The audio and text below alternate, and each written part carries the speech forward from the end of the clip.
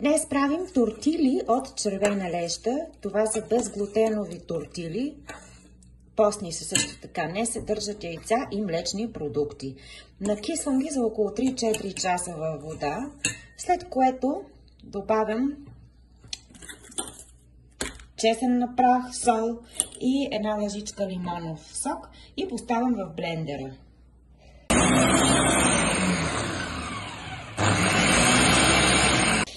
Ето е готовата смес за тортилите. Гъста е. В зависимост от това какъв тиган ползвате, може с или без мазнина. Аз понякога слагам кокосово масло или може масло, а може без абсолютно нищо. Сега, тъй като е къста, ще трябва да направя едни кръгообразни движения след поставяне на сместа.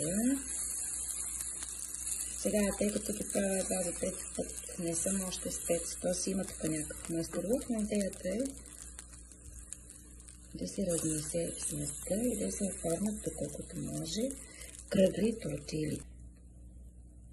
Пека от едната страна за около 3-4 минути и след това проверявам дали е готова. Готова е тогава, когато мога да я отлепя, без тя да се накъсва. Обръщам и от другата пека минута-две. Ето ги готовите. Невероятно са вкусни и са много питателни. Червената леща съдържа много протеини. Може човек да си направи плънка от каквото иска. Може с авокадо, гуакамоле, хумус, месце, зеленчуци и добър апетит.